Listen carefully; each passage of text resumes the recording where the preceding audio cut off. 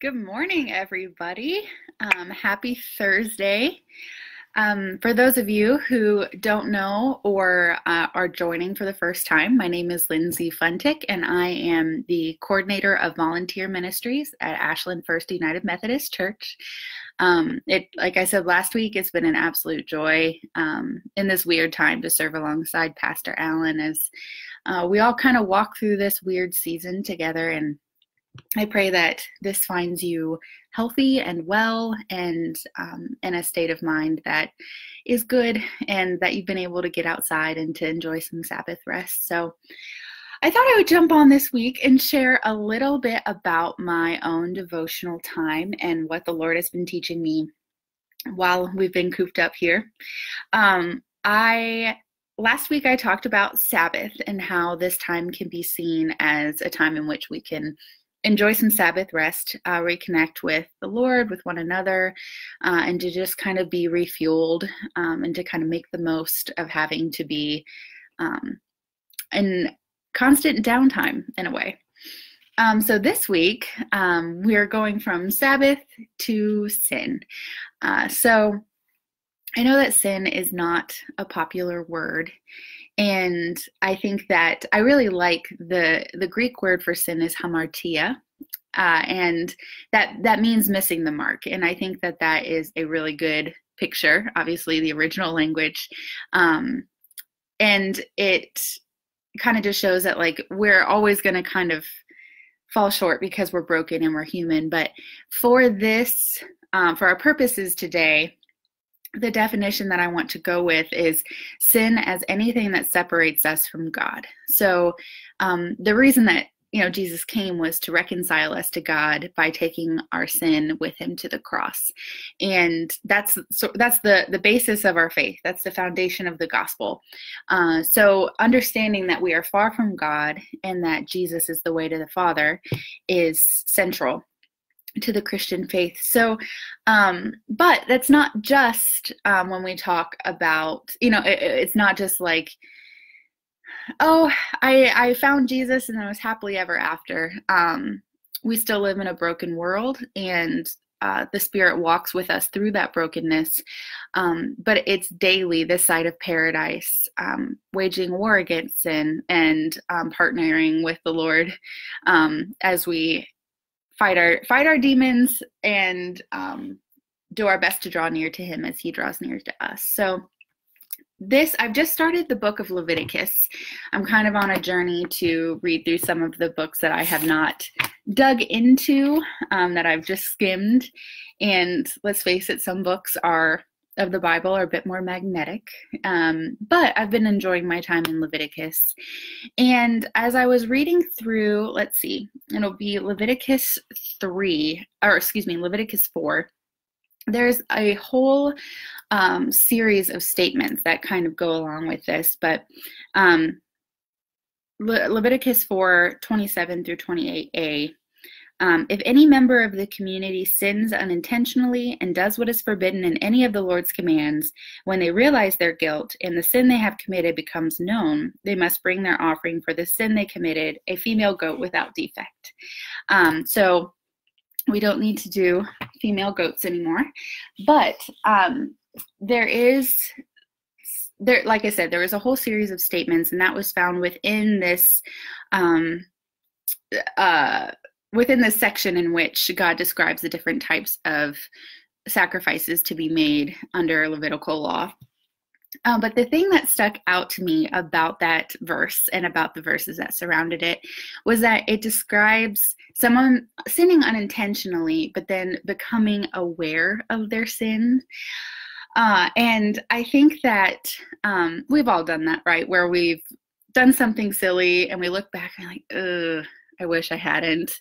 And that's kind of how sin can be, that we can do it without thinking. But the main part is that in order for atonement to be made, in this context of Leviticus, in order for the sacrifice to be taken, the person had to realize that they had sinned. They had to kind of come to terms with that and be kind of heartbroken enough over that to bring a nice female goat. And so something that struck me is that we cannot realize our sin. We cannot highlight the things that are drawing us away from the Lord or creating that distance without a little bit of self-reflection. And so this thread was continued as I'm reading a book by Richard Foster called Prayer, Finding the Heart's True Home. He's got a whole chapter on the prayer of tears, which is kind of this prayer of being broken and mourning the fact that we have sinned and that we have placed things between us and the Lord.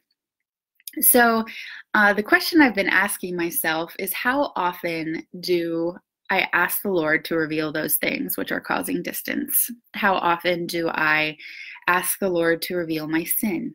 And the answer to that is not super often. I definitely think that we can fully acknowledge that that is an uncomfortable thing, that is not fun.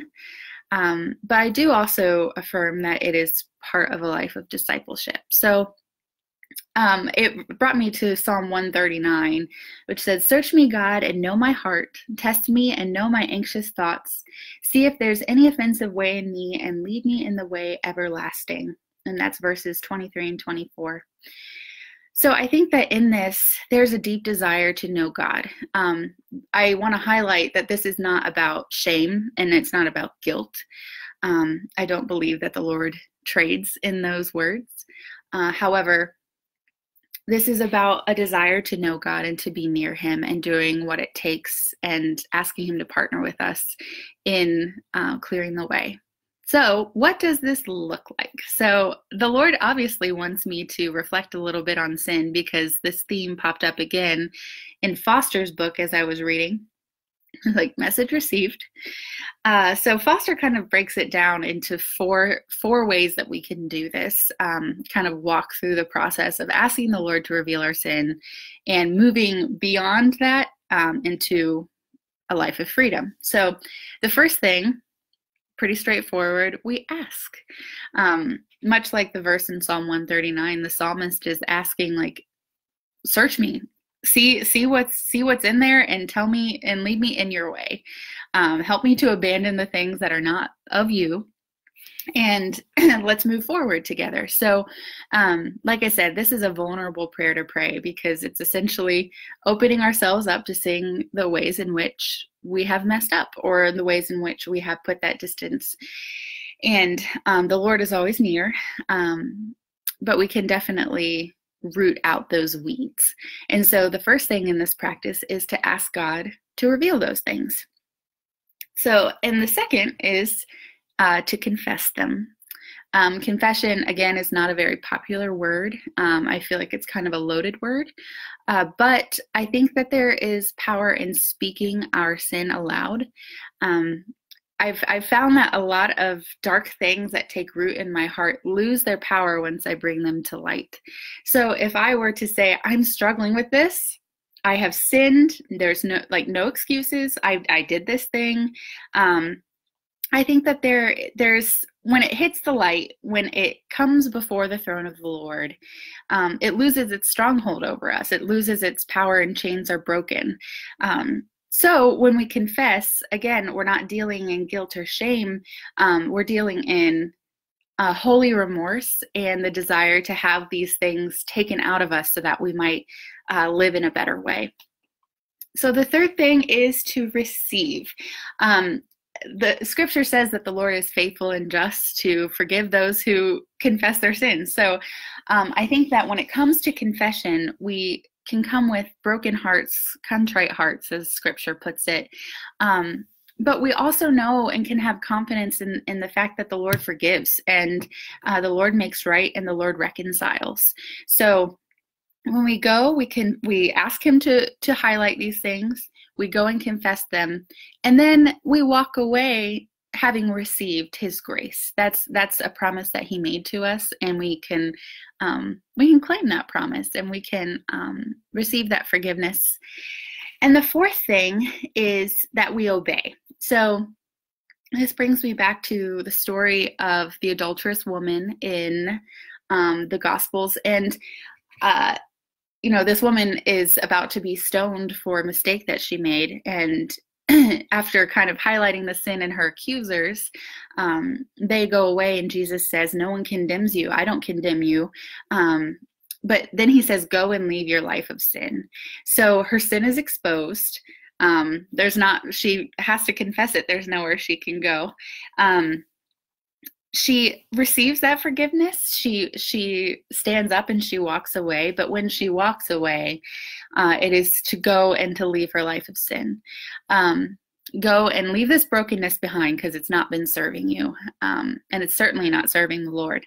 So we ask, we confess, we receive, and we obey, and we move forward in the forgiveness and in the freedom that the Lord offers us. So it makes me think about the fact that our knowledge of our sin is what brings us to the foot of the cross. That when we recognize our brokenness, that's what brings us to Jesus, because he's the one who heals our brokenness and fills in those gaps and leads us in the way that brings true life, which is through him. So I think that these things that the Lord has been showing me, and I hope that they have been also a blessing to you, I think it's really appropriate for Lent. We are in the season of Lent in which we kind of, this is a time in which we mourn our sin. We reflect on the things that have separated us from God in preparation for Easter. But as we are heading toward Easter here very soon, I just encourage you to sit down and have a conversation with the Lord about the weeds in your heart that need rooted out for your own health and for your standing before him. And I think that another key thing is that you need not do this alone. If you want prayer, if you want to even talk about some of these things you're struggling with, reach out to us. We would love to pray with you. All of our contact information, visit our website, ashlandfirst.org, our Facebook page, or even just the people around you. Don't hesitate to entrust these thoughts and even these confessions to people that know and love you and can affirm you and push you back to the Lord, who is infinitely gracious and loves each and every one of us. So as we go forward, I just pray that this would be a good journey for you. It would be a journey of health as we move forward toward Easter. And I just pray God's blessing over you. May he keep you in this season of pandemic. Let us know if we can pray for you, if you need anything. But just trust him. He's doing a new thing. So be well, friends. I pray this has been as helpful for you as it has been for me. Know that I love you all. I'm praying for you all, and I think of you daily. So be blessed, and we will see each other soon.